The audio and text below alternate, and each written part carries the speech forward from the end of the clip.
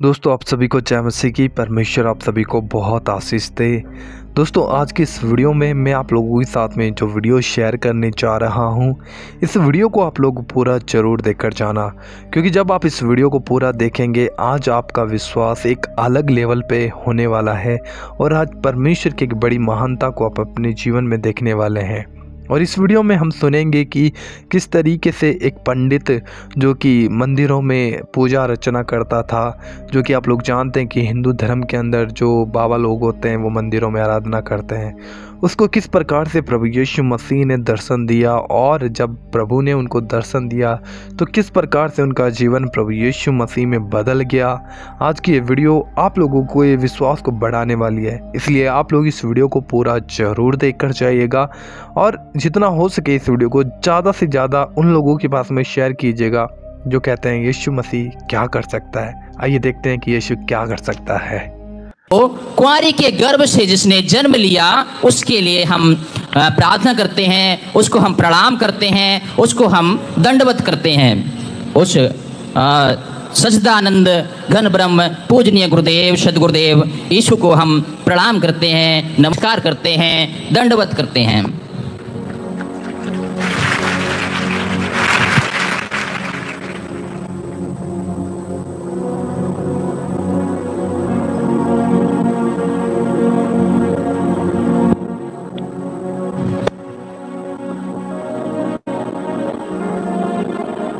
गुरुदेव के प्रिय शिष्य संत पतरस का लिखा हुआ एक हम श्लोक पढ़ेंगे। वह आप ही हमारे पापों को अपनी देह पर लिए हुए क्रूस पर चढ़ गया, जिससे हम पापों के लिए मरकर धार्मिकता के लिए जीवन बिताएं। उसी के मार खाने से हम चंगे हुए। बोलिए सदगुरुदेव की जय, यीशु महाराज की जय। मैं संत सागर संगम, मेरा जन्म ऋषिकेश उत्तराखंड देवभूमि में हुआ और जब मैं 6 वर्ष का था तो एक दुर्घटना में हमारे माता पिता परमेश्वर में विलीन हो गए। उसके बाद में मैंने गुरुकुल में अपने गुरुजी के पास रह करके शिक्षा दीक्षा ली और शांति कुंज हरिद्वार से जो गुरुकुल है शांति कुंज, उससे मैंने आचार्य किया। आचार्य करने के पश्चात जो हमारे आदरणीय गुरुदेव थे तो वो चले गए, यानी शरीर को त्याग गए, तो मुझे वो गुरु गद्दी मिली और हमारे गुरुजी उदासी अखाड़े से थे। उदासी अखाड़ा हमारे वहाँ होता है। उसके बाद में मैं उस गुरु गद्दी पर रहा। फिर मथुरा वृंदावन में एक मठ में, वहाँ भी एक गद्दी नशीन व्यक्ति की आवश्यकता थी, तो वहाँ के ट्रस्ट मुझे चुना और मैं वहाँ पर भी रहा। उसके पश्चात काशी में एक अखाड़े के लिए एक संतों का समूह इकट्ठा हुआ। वहाँ उन्हें किसी महंत बनाना था, किसी व्यक्ति को महंत बनाना था। उसमें मेरा भी नाम था। मैं गया और जिस दिन वो महंत बनाना था उसकी शाम को जो पिछले वाले गुरुजी थे उन्होंने कहा सागर इस बात के लिए ठीक रहेगा, इसलिए लड़के को बना देते हैं, क्योंकि ये उदासी अखाड़े से इसलिए नशा नहीं करते हैं, ब्रह्मचर्य का पालन करते हैं, मांसाहार नहीं करते हैं और एक परमेश्वर में विश्वास करते हैं, इसलिए इनको बना देते हैं। जिस रात मुझे वो गद्दी मिलने वाली थी सुबह में, उसी रात में एक व्यक्ति ने मुझे नीला तोता खिला दिया, दूध के साथ पिलाया। उस रात में मुझे तेज दर्द हुआ पेट में, लेकिन उन्होंने ये घटना हुई काशी में और एडमिट करवाया उन्होंने जयपुर में, HMS में। काशी में और जयपुर में बहुत अंतर है, लेकिन जयपुर में उन्होंने एडमिट करवाया। एडमिट करवाने के बाद में जो अखाड़े के संत थे वो सब गायब, अभी मेरे से ही बचे और एक ड्राइवर। जब मैं ये सोचूं भाई ट्रीटमेंट क्या हो रहा है, इलाज क्या हो रहा है, इन्होंने खाना पानी दोनों ही चीज़ें बंद कर रखी, अजीब डॉक्टर हैं। अब मैं उनसे एक सफाई कर्मचारी एक बाथरूम की तरफ मैं जा रहा था तो उसने कहा संत जी, महात्मा जी आपको कोई मारना चाहता है। मुझे लगा भाई मैं तो संत हूँ, मुझे क्यों ऐसा करेगा कोई। ये बात हमने ड्राइवर को बताई। ड्राइवर ने कहा हाँ हो सकता है, ये कोई इलाज तो कर नहीं रहे हैं, बस एक ड्रिप लगा देते हैं और चले जाते हैं। और ये भी कहा खाना नहीं खाना, पानी नहीं पीना, तुम पता नहीं कौन सी बीमारी हो गई, वो बीमारी का नाम भी नहीं बता रहे हैं। तो मैंने कहा मैं निकलूँ यहाँ से, एक और बात है, कुछ हॉस्पिटल देश में ऐसे हैं जहां आदमी चला जाए तो मरकर आता है, ये मेरा अनुभव है। जिंदा आदमी वहां से नहीं आता, कुछ ऐसे हॉस्पिटल इस देश में भी हैं। तो उसमें मैंने कहा सबसे पहले मुझे जाना चाहिए और मेरे को ये नहीं जाने देंगे, आप लोग पीछे से आ जाना। मैं चला गया, उन्होंने मुझे ले जाके जीबी पंथ में एडमिट करवाया दिल्ली में।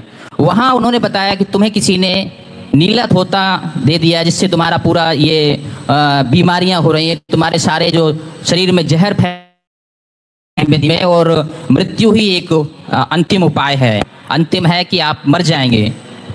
उन्होंने कहा चलो बचाने के लिए, जो हमारे मथुरा वाले, वृंदावन वाले जो हमारे शिष्यगण थे या ट्रस्टी थे, उन्होंने कहा बचाने की कोशिश नहीं कर सकते हो। तो उन्होंने पहले एक ऑपरेशन किया यहाँ से और एक ड्रेन लगाई यहाँ, फिर उसमें से बाइल बनने लग गया, यहाँ से बाइल निकलने लग गया, तो यहाँ वो स्टोर होने लग गया जहर। उन्होंने एक ड्रेन यहाँ से लगाई, अभी एक ड्रेन यहाँ से लगाई पसलियों के बीच में, वो सभी निशान हैं अभी जो। और फिर उन्होंने कहा किडनी के लिए सर्जरी करनी पड़ेगी, तो फिर उन्होंने एक ड्रेन यहाँ से लगाई। 4 डब्बे जिनमें बाइल इकट्ठा हो रहा है। अब उनको कहीं ले जाना होता था, जो शिष्यगण थे तो वो ऐसे पकड़ के ले जाते थे इधर से इधर। आप संत जी अपने घाव दिखा सकते हैं, आप बिल्कुल आप प्रमाणिक चीज। जब संत जी बता रहे हैं कि उनको जहर दिया गया है, एक ये ऑपरेशन किया तो यहाँ ड्रेन लगाई, ये ड्रेन का निशान है, इसमें एक ड्रेन लगाई, उसमें एक डब्बा बांधा उन्होंने। फिर एक ड्रेन ये लगाई, पसली में निशान है, और एक डब्बा लगाया उसमें। एक ड्रेन उन्होंने यहाँ लगाई, यहाँ ये निशान है, तो एक डब्बा उसमें बांध दिया। एक ड्रेन यहाँ लगाई, ये ड्रेन के निशान है। वो 4 डब्बे को लेकर के इधर से उधर घूमते रहते थे। मैं सोचूं, मैं इतनी भक्ति करता हूँ, जब तप यज्ञ व्रत हवन सारा कुछ करता हूँ, जीवन में कुछ गलती भी नहीं करता हूँ, तब भी मुझे ये नरक का अनुभव क्यों हो रहा है? ये तो नरक का अनुभव है, 4 डब्बों को लेकर घूमना। और जो ड्रेन को लगाते हैं तो ड्रेन को वो धागे से उसको सिलना पड़ता है, उसकी सिलाई करनी पड़ती है। अब भी कोई इधर आपकी स्किन में सिलाई करे तो बहुत अच्छा नहीं लगता, बहुत दर्द महसूस होता है। जब मैं हॉस्पिटल में था तो मुझे एक नर्स मिली और उस नर्स ने कहा कि हम आपके लिए प्रार्थना करें। तो हमने सबने कहा कि हम जब स्वयं में साधु हैं तो हमें किसी की प्रार्थना की क्या आवश्यकता है। उसने कहा नहीं, हम यीशु मसीह के भक्त हैं, हम तब तो आप बिल्कुल भी ना करो। सभी शिष्यों ने कहा आप विधर्मी हो, आप चले जाओ, आप प्रार्थना ना करें। लेकिन और कोई ऑप्शन ये नहीं था कि वो सेवा बहुत अच्छे से करती थी, दवाइयाँ देना और जो भी उसका जो इलाज रहता था उसे वो बहुत अच्छे से करती थी, इसलिए उसको आने देते थे, लेकिन उसको प्रार्थना नहीं करवाते थे। दवाइयाँ ले रहे थे, दवाई के साथ सबसे पहले यज्ञ करवाया, जप करवाया, हवन करवाया, महामृत्युंजय जाप करवाया कि मैं बच जाऊं, महामृत्युंजय जाप करवाया, और जितने भी अनुष्ठान होते हैं सभी करवाए। क्योंकि ट्रस्टियों, मेरे मरने के बाद में ट्रस्टियों के धन का जरिया बंद होने वाला था, इसलिए उन्होंने जो भी होता है जब तप यज्ञ हवन सब कुछ करवाया। और सारी जो गतिविधियां थी, अश्वमेघ यज्ञ या महामृत्युंजय, जितनी भी कलाकारियां थी, जितने भी धोखेबाजियां थी, सारे करवा के देख लिए, उनसे एक से भी कोई लाभ नहीं हुआ। अंत में एक शिष्य ने बताया निर्मल बाबा के पास चलते हैं, वो बाबा कुछ बता देगा। पहले तो मैंने कहा भाई मैं भी तो बाबा हूँ, मैं संत हूँ। तो उन्होंने कहा नहीं, अभी हो सकता है तुम्हारी जो भक्ति है वो ख़त्म होने वाली हो, निर्मल बाबा की भक्ति अच्छी होगी, चल उसके पास चलते हैं। उसके पास गए, उन्होंने कहा 5,100 रुपये जमा करो। 5,100 रुपये जमा करवा लिए। और फिर उन्होंने पूछा मुझसे, हाँ जी ये बताइए आपने गन्ना कब से नहीं खाया? तो मैंने कहा भाई मैं 9 से 10 महीने हो गए मुझे हॉस्पिटल में रहती हूँ, मैं गन्ना कैसे खाऊं? अच्छा, गन्ना में कृपा अटकी हुई है, आप गन्ना खा लीजिए और कुछ लोगों को यानी लगभग 20 या 30 लोगों को गन्ना बांट दीजिए। हमने गन्ना खाया जैसे तैसे करके, जबकि गन्ना नहीं खाना चाहिए था मुझे, और उसने 20 लोगों को बताया था, हमने 200 लोगों को बांटा, उससे कोई लाभ नहीं हुआ। अंततः उसके लिए ये हुआ कि मुझे ये एहसास होने लगा कि अब मैं मर जाऊंगा, और मरने से पहले दुर्गति के कारण मृत्यु होगी, ये जो शिष्य हैं, चेले हैं, ये बहुत दिनों तक मेरे साथ नहीं रहेंगे। अब ये बहुत दिनों तक मेरे साथ नहीं रहेंगे, वो बहुत दिनों तक मेरी देखरेख, काफ़ी दिनों तक ये देखरेख नहीं कर पाएंगे और अभी मैं मरने वाला हूँ, ऐसा मुझे लगने लगा और ऐसा और भी लोग कहने लगे, लेकिन वो मेरे सामने इस बात को नहीं कहते थे। मैंने सोचा कि यदि तिल तिल मरने से अच्छा है कि मृत्यु को ही बुला लिया जाए, यानी आत्महत्या कर ली जाए। इस बात को सोच करके 4 शिष्य बुला के हमने कहा कल हम आश्रम जाएंगे, और आश्रम जाने से पहले, जब हम आश्रम जाएंगे तो उससे पहले मैं इस हॉस्पिटल के लिए और आपके लिए अंतिम अरदास करना चाहता हूँ।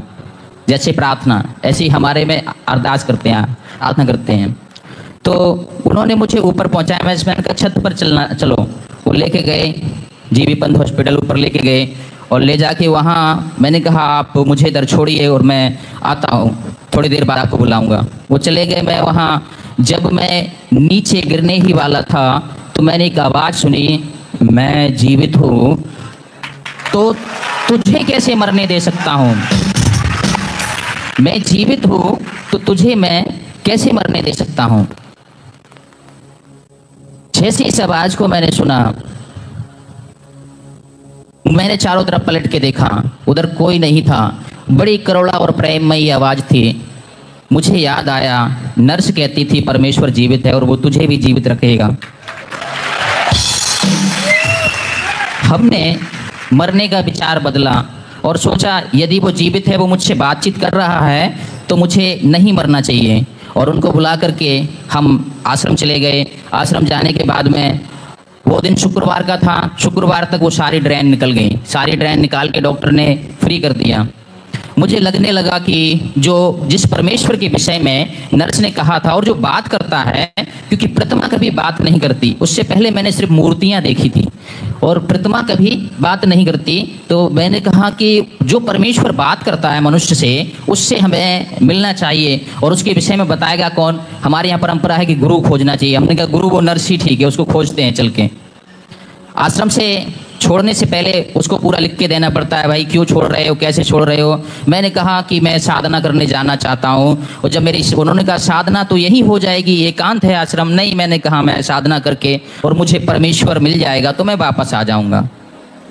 ये उनको बता के जब मैं निकला और वृंदावन में जा रहा था तो एक कबाड़ी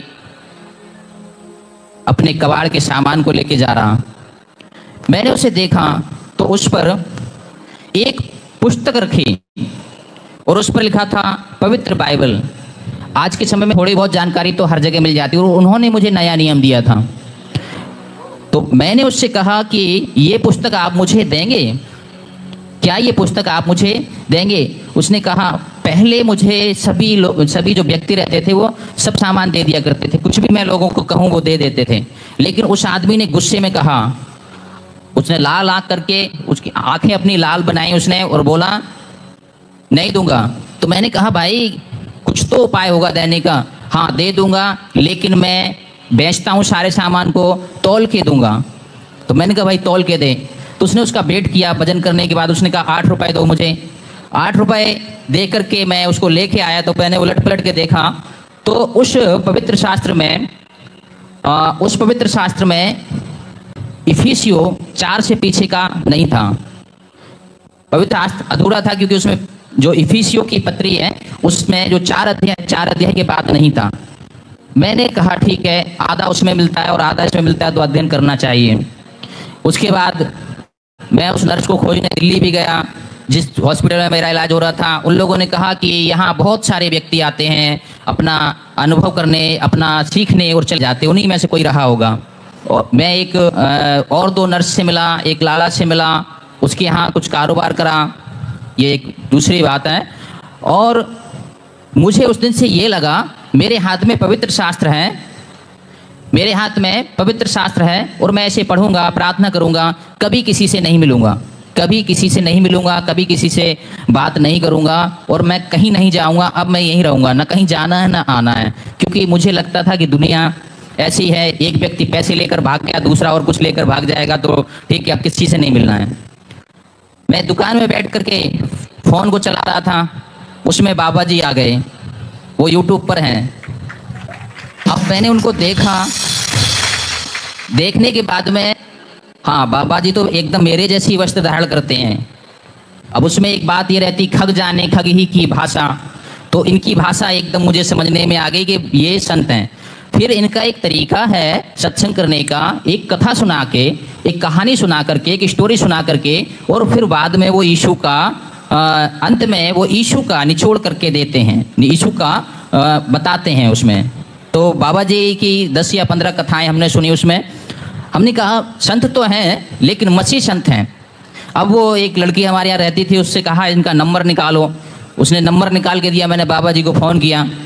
बाबा जी ने बड़े प्यार से बात की। मैंने कहा ठीक जगह पहुँचने वाला हूँ भाई, ये संत ठीक हैं।